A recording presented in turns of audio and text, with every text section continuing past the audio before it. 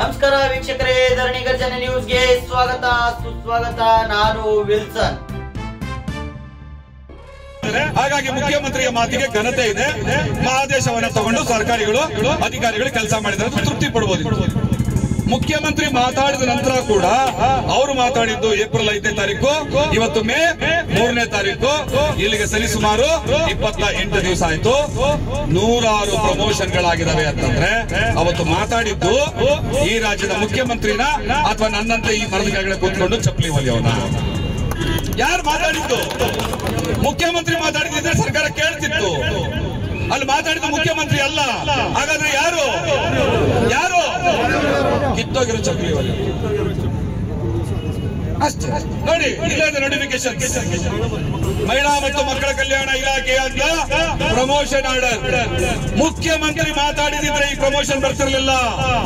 ಈ ಮರದ ಕೆಳಗಡೆ ನನ್ನಂತೆ ಚಪ್ಪಲಿ ಹೊಲಿಯೋದು ಮಾತಾಡಿದ್ದಕ್ಕೆ ಸರ್ಕಾರದವರ ಮಾತು ಕೇಳಿಸ್ಕೊಂಡಿಲ್ಲ. ಬೇಕಾ ಇದಕ್ಕಿಂತ ಮರ್ಯಾದೆ? ಕೆಲವು ಅಧಿಕಾರಿಗಳಿಗೆ ಕೋಪ ಅಂತೆ.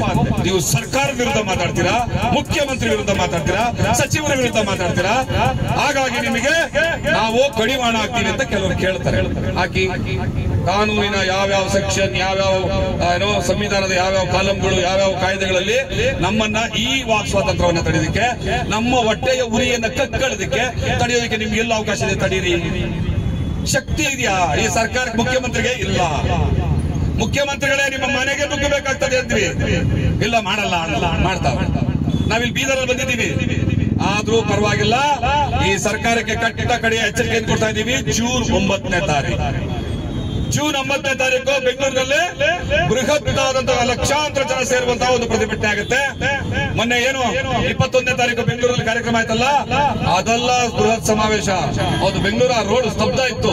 ಆದ್ರೂ ನನ್ನ ಪ್ರಕಾರ ಅದೇನೇನು ಅಲ್ಲ, ಆದ್ರೆ 10 ಪಟ್ಟು 20 ಪಟ್ಟು ದೊಡ್ಡ ಸಂಖ್ಯೆಯ ಜನ ಅದು ಬೆಂಗಳೂರಲ್ಲಿ ಸೇರಿ ಈ ಸರ್ಕಾರವನ್ನು ಎಚ್ಚರಿಸುವಂತ ಕೆಲಸವನ್ನ ಮಾಡ್ತೀವಿ. ಈ ಸರ್ಕಾರಕ್ಕೆ ಅವತ್ತು ನಾವು ನೀಡುವಂತ ಎಚ್ಚರಿಕೆ ಏನು ಅಂತಂದ್ರೆ, 29ನೇ ತಾರೀಕು ಒಳಗಡೆ ನೀವು ಆಯೋಗಕ್ಕೆ ಕೊಟ್ಟಿರುವಂತಹ ಕೊನೆಯ ದಿನಾಂಕ ಮೇ 31 ಒಳಗಡೆ ವರದಿಯನ್ನು ತಗೊಂಡು ನೆಕ್ಸ್ಟ್ 2 ಡೇಸ್ ಅಲ್ಲಿ ಒಳ ಮೀಸಲಾತಿಯನ್ನು ಇಂಪ್ಲಿಮೆಂಟ್ ಮಾಡಬೇಕು. ಜೊತೆಗೆ ಕಂಡೀಷನ್ಸ್ ಅಪ್ಲೈ, ಈಗ ಆಗಿರುವಂತಹ ಬಡ್ತಿ ನೇಮಕಾತಿಗಳನ್ನು ರದ್ದುಪಡಿಸಬೇಕು. ಮುಖ್ಯಮಂತ್ರಿ ಮಾತಾಡಿದ್ರೆ, ನನ್ನ ತರ ಚಪ್ಪಲಿ ಹೊಲಿಯೋರು ಮಾತಾಡಿದ್ರೆ ಬೇಡ. ಮುಖ್ಯಮಂತ್ರಿ ಮಾತಾಡಿದ್ರೆ ಬಡ್ತಿಗಳು ಯಾವುದೂ ಇಲ್ಲ ಅಂತ ಈಗ ಆಗಿರೋ ಬಡ್ತಿಗಳನ್ನೆಲ್ಲ ಕ್ಯಾನ್ಸಲ್ ಮಾಡಿ ಒಳ ಮೀಸಲಾತಿಯನ್ನ ಜಾರಿಗೊಳಿಸಿದ್ರೆ ನಮ್ಮ ವೇದಿಕೆಯ ಮೇಲೆ ನಿಮಗೆ ಬೆಳ್ಳಿ ಕಿರೀಟ ಇಡ್ತೀವಿ. ಯಾರಿಗೆ? ಮುಖ್ಯಮಂತ್ರಿ ತಲೆಗೆ ಬೆಳ್ಳಿ ಕಿರೀಟ ಇಡ್ತೀವಿ. ನಿಮ್ಮ ಆಡಿದ ಮಾತನ್ನ ಕೊನೆಗಾದ್ರೂ ಉಳಿಸ್ಕೊಂಡ್ರಲ್ಲ ಅಂತ ಒಂದ್ ಶಾಲ್ ಹಾಕ್ತೀವಿ, ಹಾರ ಹಾಕ್ತೀವಿ, ಜೈಕಾರ ಹಾಕ್ತೀವಿ. ಕೊನೆಗೂ ನಮ್ಮ ಋಣದ ಮತ, ನಮ್ಮ ಋಣದಿಂದ ಮುಖ್ಯಮಂತ್ರಿ ಆಗಿದ್ದು ಮುಖ್ಯಮಂತ್ರಿಯಿಂದ ನಾವಲ್ಲ. ಸಚಿವನಾಗ್ಲಿ ಮುಖ್ಯಮಂತ್ರಿ ಆಗ್ಲಿ ಆಕಾಶದ ಹುಟ್ಟಿಲ್ಲ, ಭೂಮಿಯಿಂದ ಎದ್ದಿಲ್ಲ. ನಮ್ಮ ಓಟಿಂದ ಹುಟ್ಟಿದ ಕೂಸುದು.